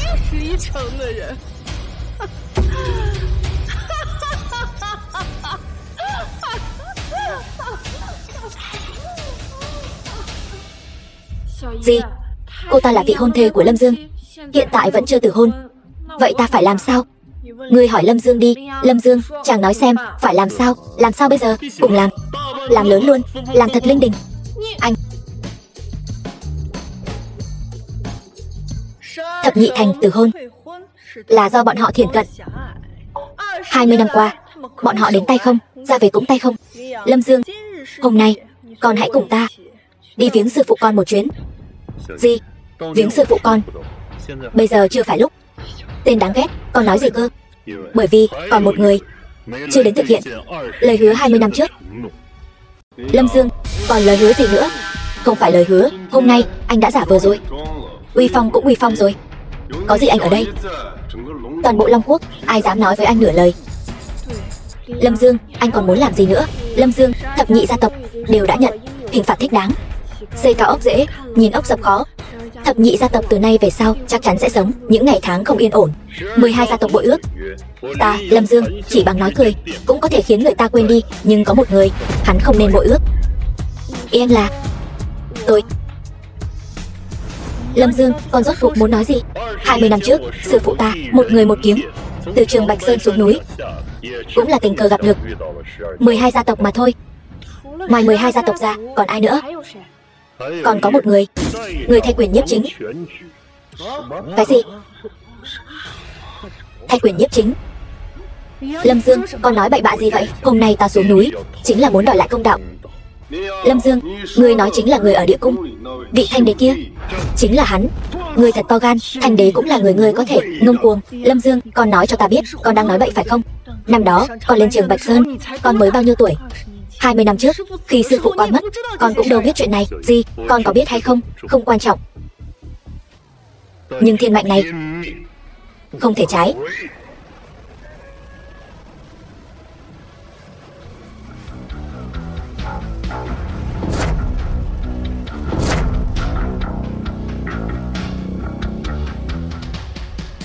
Nhận mạnh trời, phúc thọ vĩnh sương. Hoàng bào gia thân, phản rồi. Hắn muốn tạo phản, phản rồi. Ta vốn tưởng rằng ngươi cho rằng sự phát triển của 12 thành là công lao của sư phụ ngươi, tự xưng là thiên tử, đã là quá hoang đường. Nhưng ta hoàn toàn không ngờ sự hoang đường của ngươi lại không có giới hạn. Dám tự ý mặc long bào, mưu đồ tạo phản. Lâm Dương, con tuyệt đối không được nói bậy, nếu không dù sư phụ con đã mất cũng sẽ bị con liên lụy. Dì hãy đi trước đi, chuyện này ta không muốn liên lụy đến dì. Những năm này ta ở Trường Bạch Sơn tu đạo, sớm đã thấu hiểu thiên cơ. Nếu ta không thấu hiểu thiên cơ, những chuyện này e rằng đã sớm bị chôn vùi rồi. To gan, ý ngươi là hiện tại người được xưng là thiên hạ vô song, người đệ nhất dưới vòng trời, vị trí vạn cổ thanh đế cũng là do sư phụ người ban cho. Chính là như vậy. 20 năm trước, sư phụ ta để hắn thay quyền nhiếp chính. 20 năm sau, hắn cũng nên trả lại rồi. Ngươi chán sống, kẻ mưu nghịch, phải mất mạng, đạo phản thiên cương. Cho dù hôm nay ta bất chấp tất cả, ta cũng phải cùng ngươi ngọc nát đá tan. Ngươi thật to gan. Thánh nữ, thanh đế ban cho ngươi vị trí dưới một người trên vạn người. Hôm nay thanh đế bị sỉ nhục, ngươi còn dám ngồi yên không quan tâm. Lâm Dương, mau đi đi, ngươi không đi được đâu.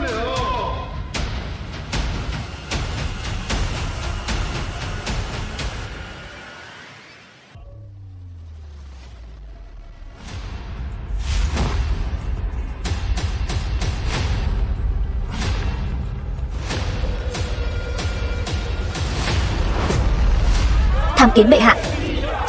The film was translated and narrated by Media. Thanh đế, có chuyện gì? Sao ngài lại đến đây? Thuộc hạ làm việc bất lợi, không đủ thực lực. Vẫn mong thanh đế hãy về nghỉ ngơi trước, chuyện ở đây sẽ được giải quyết ngay. Ngươi có biết tội? Biết tội? Lâm Dương hắn ăn nói hàm hồ, còn mong thanh đế niệm tình ta vì Long Quốc phụng sự nhiều như vậy, tha cho hắn một mạng. Ngươi là cháu trai của thánh nữ phải không? To gan, thanh đế thân chinh, vậy mà còn dám ngồi đó không nhúc nhích. Cái ghế này của tôi quá nhỏ, uy nghiêm của thanh đế quá sâu. Tôi nào có đức hạnh gì để thanh đế hạ mình ở đây? Rốt cuộc thì ngươi là không đặt thanh đế vào mắt. Thanh đế đến đây, ngươi vậy mà vẫn không chịu nhường. Lâm Dương, tránh ra. Lâm Dương, mau đứng dậy, đừng để thanh đế phải chờ. Lâm Dương, anh mau đứng dậy đi. Không cần, ta thân là thanh đế, sẽ không vì chút chuyện nhỏ này mà so đo với hắn. Bệ hạ độ lượng. Nhưng cái gì mà nhưng? Hắn nói rồi, hắn không ngồi nữa, vậy thì không cần ngồi nữa. Bây giờ bắt đầu. Bắt đầu cái gì? Bây giờ bắt đầu. Thành thật khai báo. Ta cho ngươi ngồi ở đây là thấy người tuổi còn trẻ, đã vào cảnh giới đại tông sư, bảo ta thú nhận để được khoan hồng. Ngươi thật to gan. Lâm Dương cầm lông gà làm lạnh tiễn. Bệ hạ, Hộ Long thỉnh mạnh xử lý Lâm Dương. Thánh nữ bao che cho hắn. Ta thấy Trung Châu có dị tượng, liền nghĩ đến Hộ Long chắc chắn là bị người ta đánh bại. Ta còn đoán được Trung Châu nhất định có cao nhân xuất sơn, nhưng không ngờ lại là một người trẻ tuổi. Càng không ngờ là người trẻ tuổi này lại cuồng vọng như thế. Cứ bịa tiếp, ta nghe. Lâm Dương, ngươi đừng tưởng ta tiếp tài, mà ngươi có thể không sợ hãi. Thật thú vị, cứ bịa tiếp đi. Hộ Long, vâng. Sao, thánh nữ đại nhân, người muốn thay tên loạn thần tặc tử này? Nói chuyện sao? Đạo phản thiên cương, hạ phạm thượng, chính là tội diệt cửu tộc. Vẫn mong thanh đế nhìn vào công lao ta đã bỏ ra cho Long Quốc. Cho phép ta khuyên hắn một chút. Lâm Dương, đứng dậy đi. Gì? Xin miễn thứ cho việc không thể tuân theo cái thân xác này của ta. Hôm nay quá cứng rồi. Con không đứng dậy, kéo theo không chỉ con và ta, mà còn có Liễu Huyền Du, Trường Vạn Ninh, thậm chí còn có cả vạn mạng người nhà họ Trương. Nếu ta đứng dậy thì e là hại tất cả bách tính Long Quốc. Đều tại ta cứ mãi để con ở trên núi, khiến con học được một thân bản lĩnh mà lại không học được cách sống ở đời. Lâm Dương nhiều lần mạo phạm, là Tống Niên quản giáo vô phương. Cầu xin thanh đế trực tiếp ban tử cho ta, một mạng đền một mạng. Người thú vị như vậy ta còn chưa từng gặp. Hôm nay ta phải xem thử hắn muốn làm gì. Sư phụ ta từng lập huyết khế. Nếu người có huyết khế, sau 20 năm có thể thực hiện ước định, tự nhiên có thể cảnh giới phi thăng, nhập trường Bạch Sơn Tiên Đạo. Nếu hắn không thực hiện huyết khế thì sao? Một là đạo phá, hai là quyền tán. Thú vị. Ba là gì? Nhân vong. Đạo phá, quyền tán, nhân vong. Hay lắm. Ta phải xem thử huyết khế này, thiên khiển này có thật sự lợi hại như vậy không? Lâm Dương, ngươi thật sự điên rồi. Nói về quyền thế ở Long Quốc, ai bì được với thanh đế? Cho dù là người gì cao cao tại thượng của ngươi, trước mặt thanh đế cũng chỉ là tên hèn mọn. Phải thừa nhận rằng trí tưởng tượng của ngươi vô cùng phong phú. Ý ngươi là thiên khiển của 12 nhà đó không nhắm vào bọn họ, chỉ nhắm vào ta. 12 thành còn chưa cần đến, trời ra tay. Hiểu rồi, nhưng ngươi không biết 4 đại tông sư Long Quốc này, ta là một trong số đó. Ngươi lấy gì mà đấu với ta? Đối phó với ngươi, ta còn chẳng cần ra tay. Vậy ngươi muốn làm sao để ta thân tử đạo tiêu? Ta chỉ hỏi ngươi một câu. Huyết khế 20 năm trước, ngươi hôm nay có thực hiện hay không? Hoàng mạch ta sẽ mang về trường Bạch Sơn. 20 năm sau vượt qua thiên kiếp, sẽ quay lại nắm lại đại quyền. Mà trong khoảng thời gian này, do ngươi thay ta nắm giữ hoàng quyền. Đã hiểu, nhớ kỹ, đến lúc đó ngươi cần phải tận tâm phò tá hắn. Nếu trái với huyết khế, Thượng Thiên chính là kẻ thù lớn nhất của ngươi. Huyết khế gì? Ta không biết. Lâm Dương, ngươi đừng làm loạn nữa. Thanh đế, ngươi có nghĩ kỹ chưa? Ta có gì mà không nghĩ kỹ? 20 năm nay ta cần mẫn cẩn trọng, cần cù vì dân. Sao có thể chỉ bằng một câu nói bậy bạ của ngươi mà có thể thay thế được? Hôm nay ta phải làm một việc cuối cùng, đó chính là trừ hại cho dân.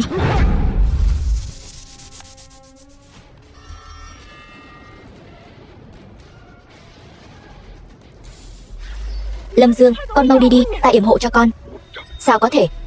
Một thân tu vi đứng đầu đại tông sư, vậy mà không thể làm ngươi bị thương chút nào. Không phải ngươi không thể làm ta bị thương chút nào, mà là tu vi của ngươi đã tiêu tán hết rồi. Làm sao có thể? Chẳng lẽ thật sự có thiên khiển? Huyết khế năm xưa sư phụ con lập ra rốt cuộc là cái gì? Một người sắp trầu trời để hắn ta tạm thời nắm quyền quý thôi. Ngươi láo xược. Tu vi của ta chưa hề tiêu tán, Cho dù tu vi của ta có tiêu tán hết, thì Long Quốc ta vẫn còn 10 vạn tông sư. Chỉ cần ta ra lệnh một tiếng, bọn họ có thể ngũ mã phanh thai ngươi, nghiền nát ngươi thành trăm mảnh. Vậy sao? 20 năm trước, ngươi đã tuân thủ huyết khế, cho nên ngươi mới có được quyền khuyên thiên hạ, một tay che trời. Còn bây giờ thì sao? Vi phạm huyết khế, phản bội sư phụ ta, chém đứt thần mạch. Ngươi cứ thử xem, không có thần mạch của sư phụ ta giúp đỡ ngươi, ngươi còn ra cái thể thống gì? Láo xược. Người đâu?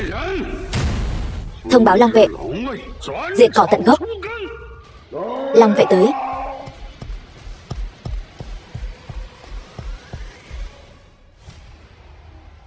Lâm Dương, ngươi nghe thấy chưa? Trong Long Quốc, khắp nơi đều là Long vệ. Thanh đế ra lệnh một tiếng, ngươi đến cái xác cũng không tìm thấy đâu.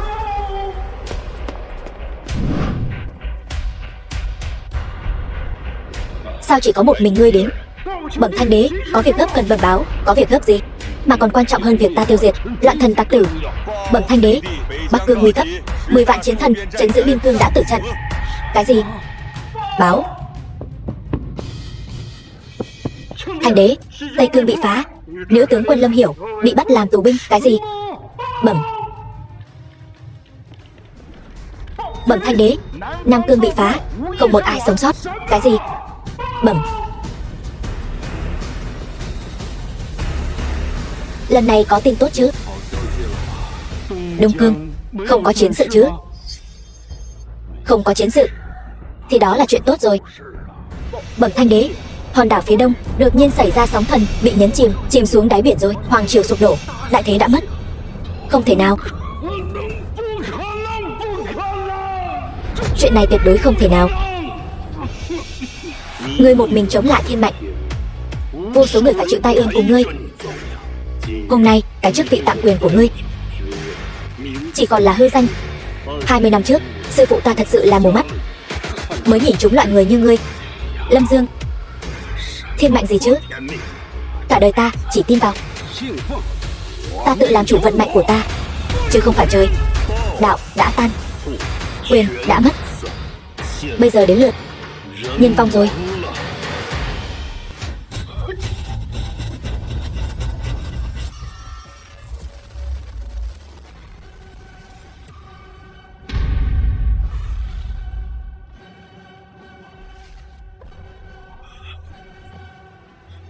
Thanh đế mất rồi, hoàng thượng băng hà rồi. Thuộc hạ không biết Chân Long dáng thế, nguyện Chân Long tha thứ. Vậy ra con mới là dòng dõi hoàng thành. 20 năm trước, sư phụ mang con rời đi là để vượt qua thiên kiếp. Gì? Sự tình cụ thể con cũng không rõ. Vậy chẳng phải là anh muốn thay thế vị trí của Thanh đế? Lâm Dương, tôi biết anh rất lợi hại, nhưng không ngờ ngay cả Thanh đế cũng chỉ thay anh nắm giữ vị trí này. Thiên kiếp sắp đến, ta cần đới quan để vượt qua thiên kiếp, nhưng ngôi vị Thanh đế này không thể một ngày không có chủ.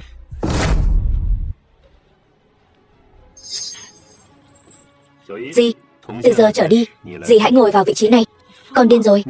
Trên người dì có dòng máu hoàng tộc của mẫu thân con, cũng coi là người hoàng thất, nhưng ta là nữ nhi. Nữ nhi thì sao? Dì của ta sau này nhất định là nữ đế lưu danh thiên cổ. Nhưng mà không nhưng nhị gì cả. Dì đâu giống. Dì trong ấn tượng của ta, 20 năm trước, sư phụ ta đã đưa ta về Trường Bạch Sơn là có nguyên nhân cụ thể. Nguyên nhân thứ nhất là để tránh thiên kiếp. Nguyên nhân khác là có liên quan đến sự mất tích của cha mẹ ta. 20 năm trước, con cự long đó đã ngã xuống ở Trường Bạch Sơn. Cùng lúc sư phụ đưa ta về Trường Bạch Sơn, ta có linh cảm cha mẹ ta nhất định còn sống. Ta, Lâm Dương, nhất định phải tìm được họ.